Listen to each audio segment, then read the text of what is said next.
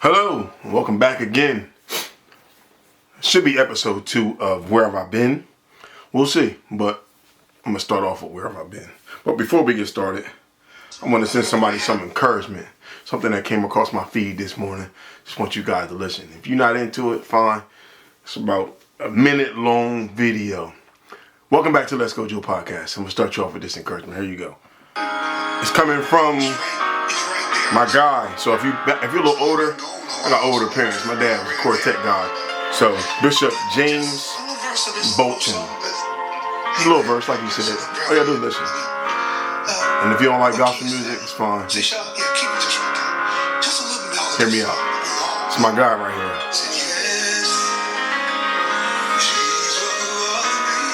Yes, he does.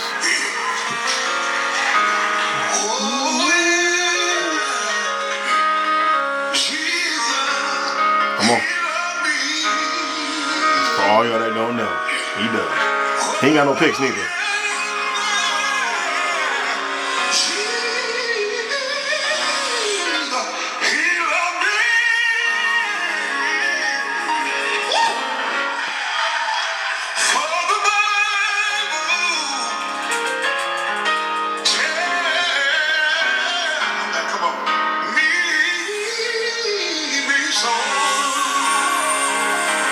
Oh, grandma's in church.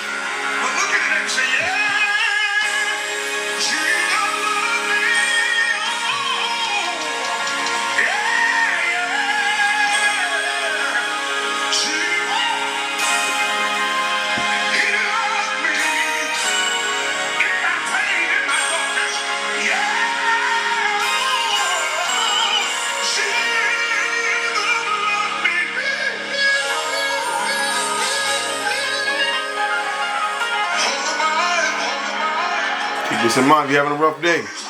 Shine a little motivation.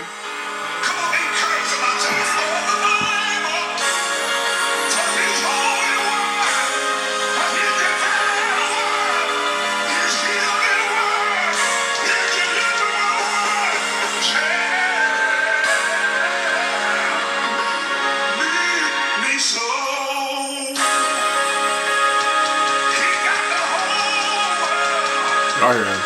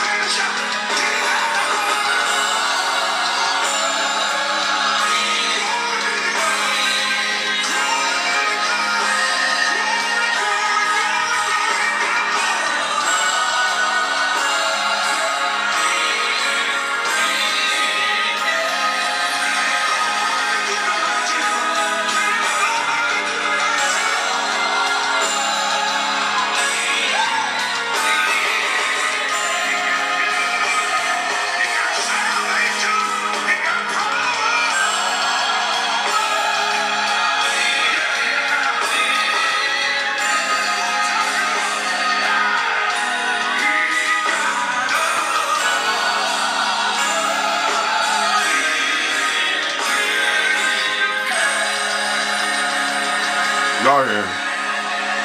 It's my guy. So if you was discouraged this morning, just know God got the whole world in his hands. So I'm back. Day 2. Well, not day 2. Episode 2 of Where Have I Been? This might be the last episode. We'll see. But this one is hopefully to, like I said, inspire and encourage someone maybe possibly going through the same thing, or someone thinking of taking that leap of faith. They see Steve Harvey said jump. So I do want to start off with a special shout out. This special shout out is to a young lady named Brianna Heyman. And I pray I said her name right. I ain't starting over. So if I've said your name wrong, I apologize. But again, I want to give her flowers. Because again, when you're on a path of uncertainty, and you're walking by faith, not by sight, it's encouraging. And I'm going to give you your flowers now. I might tell you when I see you, but I doubt it. But I'm going to give you your flowers now. It's encouraging to see another person who, similar to me, is embarking on a journey that society standards. I mean, they say they're going to do it, but actually doing it is one thing. So she owns a dance studio. She quit her job, walked away from her job, walked away from more than one job, went to school for what she's doing. I actually interviewed her on a podcast. My actually first episode, so if you want to check it out, go ahead. I just want to make sure before I start, shout out my girl, Bree. Keep doing what you're doing, Bree. As much as people be thinking I know what I'm doing and I got it figured out, I don't. I'm here trusting God just like you and pushing forward. Nevertheless, like I said, so where have I been? Episode 2. I'm going to start off with a story. 2 stories, actually. The first one is shorter than this. No, they're both short. But in 2020, the end of 2021, I will never forget. I was sitting, anybody that's been to our gym, I was sitting in our old gym, 29 Brookside Drive, our first TR Fit, no sign outside, no nothing.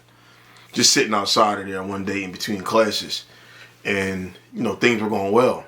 So I remember saying to God, I remember having a prayer, saying to God, hey, God, man, I got big dreams. For people that don't know me, you won't understand this because I'm not verbal about my dreams unless you find me an opportunity. I feel like talking, but I have big dreams.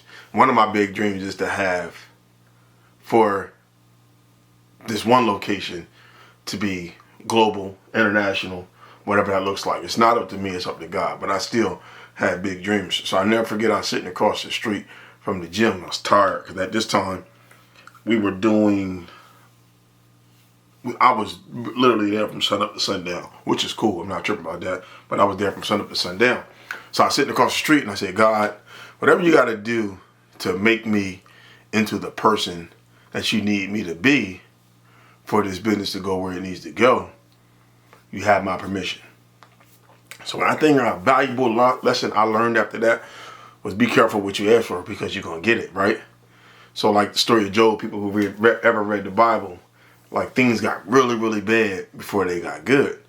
But honestly, man, I forgot that I even said that prayer. So the reason why I'm bringing that up is because it goes into my second story, that through this journey of where I've been working, I've been learning, I've been in school. And when I mean by school, I don't mean school as in school. I mean school as in I've been in school. I've been in a fight for my life. It's like, no, I've been fighting to keep my dreams alive while simultaneously learning. So that's why I say school, because I've learned from 2020, 2021, and 2022. Those 3 years were the easiest years. So I've learned 2 things. One, to rely on God more. And then secondly, I've learned that more of the business side. So I learned when to market, how to market. I'm still learning that. But I've been in school. So I said that segues into my second story, which I can talk about now because it's funny, but at the time it wasn't funny. So I never forget one time, for all you hustlers, all you dreamers, right? It gets bad, it gets good. It is what it is. It's part of business. But I have a funny story. It's funny now. I was sitting in the gym. I'll never forget. We were sitting in the gym, and we had a staff by the name of Ariel working there at this time. Shout out to you, Ariel. She was working there, and I'll never forget, as we were, I think we was at like second round of power, second round of cardio, something like that. I remember all the electricity went off. All the electricity went off. And I remember I was going to try to pay the electric bill the next day because I had some bills come up. but I was going to try to pay the electric bill the next day. Like literally was like, I got X amount of dollars to pay towards the electric bill, and long story short, that next day never came. So I'm sitting there, and all the electric goes out. I can't make this up. All the electric goes out. So the garage doors was open. We need electric to shut those. This was 2020, the end of 2023. So it's a little, no, I'm sorry, the summer of 20, yeah, either the summer of 2023, it was fall time. It was either summer or fall. So I'm sitting there and all of that just, I'm talking about everything went off. So I'm sitting there like, darn, I knew what it was, but I'm going to have to play this off. I can't let people see me sweat. So I'm sitting there and I never forget, Ariel was like, hey Joe, I think it's a shortage or something going on, because I'm playing dumb. I'm sitting there like looking around, acting like I don't know what's going on, even though I done got the slip. I knew what was going on. I just thought I had more time because they threatened to cut it off, but I was like, that ain't never happened to me before. So I'm sitting there, all electric goes off. I think it's a shortage. So she opens the door and I'm watching her sitting here like, only if you knew. I watch her, she opens the door. She's like, I think it's electric. Like, I think everybody's electric is off. Mind you, it's mid-class. We in class. It's like a 9:45 class. So embarrassing. She opens the door. I'm looking at her. And in my head, I'm like, no, it's the bill. It hasn't been paid. So Jazz, who was working customer service at the time, she told me about the slip that she gave me. So I think Jazz knew too. That's my girl. I just think she didn't say nothing. So I'm sitting there. Just a little motivational story for you guys, right? Of how bad it gets, but if you keep going, it gets better. I'm sitting there and I'm saying to myself, like, I don't know what I'm gonna do, because I have this bill due today, and then tomorrow I planned on paying down some electric. I didn't even plan on paying it off. But one thing I didn't know is when they cut it off, you gotta pay, at least from my understanding, a significant amount. So I never forget, we got everybody to leave, everybody left. I'm sitting there like, yo, this is so crazy. Like, God, what are you doing up there? Like, why am I going through this? Like, we opened up 2 gyms to succeed, because we had 2 gyms at the time. That's where the financial issues started coming. I'm like, we opened up 2 gyms to succeed, not for this. It's like thing after thing after thing. But the reason why I'm telling that story is because I'm telling y'all where I've been. I have been working. Long story short, we got the electric back on. We were able to finish the day. I just had to, switch some things up. And then I called somebody who I owed money, told them that I didn't have the money, and they gave me like a 2-day extension. So look at God. But I'm just telling y'all, so if any of you young hustlers out here, just know, if it gets hard, that does not mean stop. It just means it's getting hard. Or it just means just preparing you for the next thing you have.